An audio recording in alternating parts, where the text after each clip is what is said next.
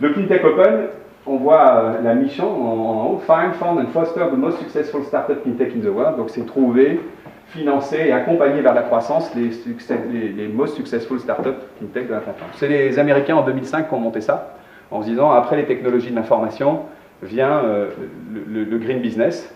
Et d'ailleurs, dans les derniers échanges qu'on a fait, ils intègrent bien le green et les technologies de l'information. Hein.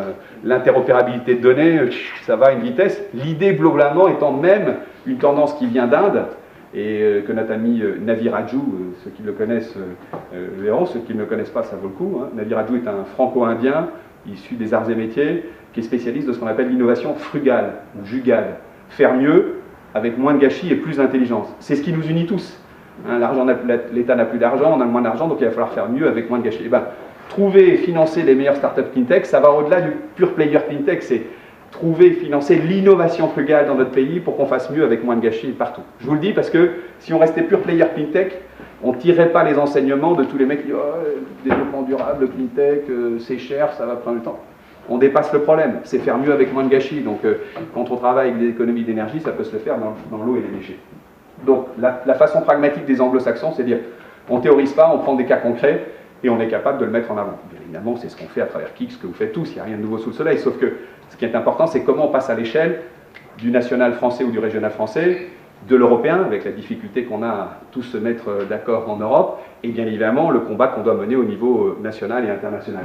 C'est moi ce qui m'a animé en disant, bah, si on veut prendre un leadership cleantech, comment on le fait pour passer à l'échelle et démultiplier la vitesse de frappe en ne gâchant pas tout ce qui est fait partout et en agrégeant l'écosystème, en respectant le travail des uns et des autres, mais en faisant qu'il soit processé, parce qu'on peut respecter le travail des uns et des autres, mais si on regarde et qu'on n'a pas les codes d'accès, ou si on n'ose pas se dire qu'on fait tous la même chose et que finalement plus rien se fait, on perd autant de temps que si on ne faisait pas avancer le système.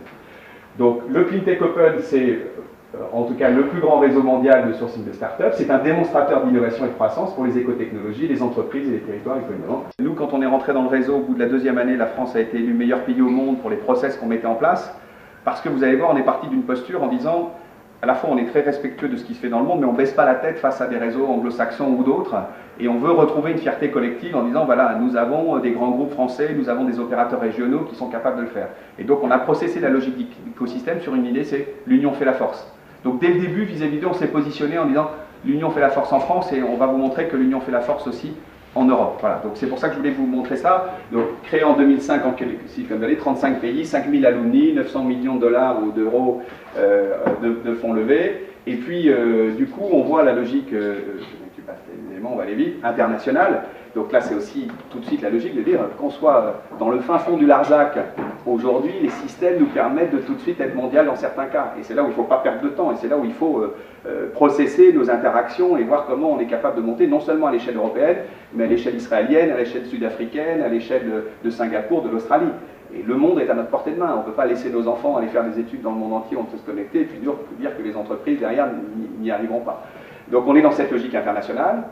Le CleanTech Open Fund est parti de cette base qui est la logique d'écosystème, au sens mais vraiment biomimétique du terrain. C'est un des sujets qu'on adore avec les spécialistes de la chimie verte, du végétal. Hein, c'est vraiment hyper pointu, c'est le côté cellulaire. Hein. On ne peut plus raisonner en disant je connais des gens ou j'ai la base de données Excel.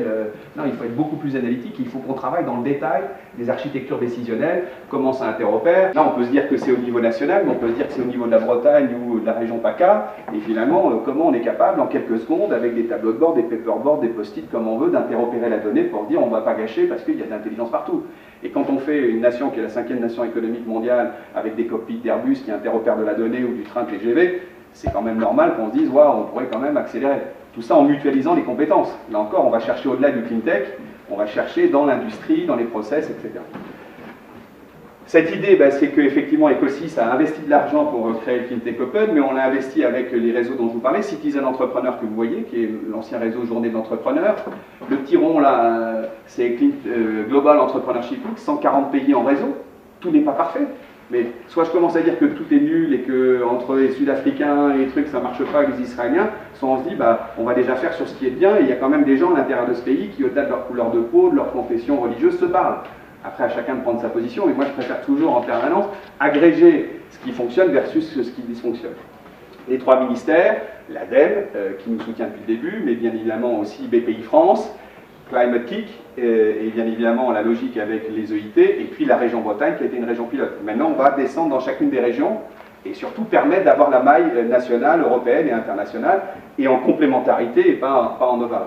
Derrière, c'est plus de 50 partenaires de sourcing, les pôles de compétitivité, les incubateurs, là aussi, bien évidemment, entre ce que je vous dis en general speaking, en vue comme ça, et ensuite dans le détail, on a des heures et des heures de travail encore pour processer les interactions, qu'est-ce qui fait qu'il y a de l'overlap, c'est exactement l'exercice que vous étiez en train de faire entre Kikino Énergie, KIK, les EIT, la nouvelle organisation.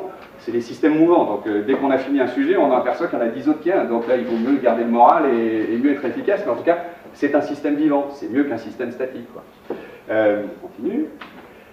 Là, imaginons, si on se fait cet exercice, j'ai mis plusieurs logos de gens qui participent à la vie du Cleantech Open, mais on pourrait se dire, bah, tiens, qu'est-ce qu'on fait avec Colas? Qu'est-ce qu'on fait avec BPI France? Et comment on peut visualiser? Donc on peut mettre plein de logos, mais ce qui est intéressant, c'est comment tout ça interopère de manière très processée avec ce que ça séquence comme données. Donc on va passer rapidement ces pages. La logique d'écosystème est assez forte, ça intègre différents réseaux, différents éléments. On va voir que ça devient exponentiel, hein, parce qu'aujourd'hui tout le monde collabore à comment. Imaginons, on prend le Cleantech Open, on dit que Cleantech Open devient officiellement un partenaire de Repis.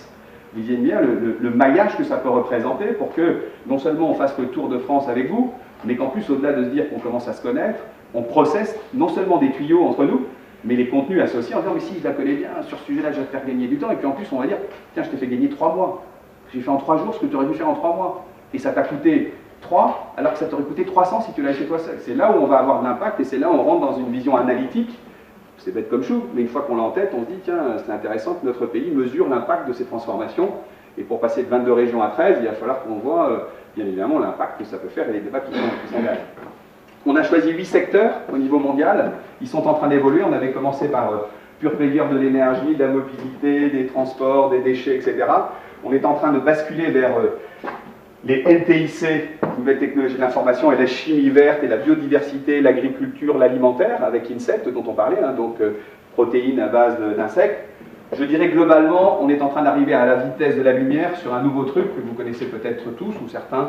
Au-delà des NTIC, on parle de NBIC, c'est-à-dire la convergence des nanotechnologies, de la biologie, de l'informatique et des sciences cognitives. C'est-à-dire que finalement, l'intelligence artificielle est en train d'arriver à une vitesse et on ne peut pas dire ah ouais, on est en train d'entendre parler de Google X, des transhumanistes, des mecs qui veulent le cerveau augmenté, et pas être vigilant sur les dérives qu'il peut y avoir derrière tout ça, mais sur lequel l'Europe doit se positionner en disant ça va tellement vite que si en fait on croit que les trains vont nous attendre, on se trompe.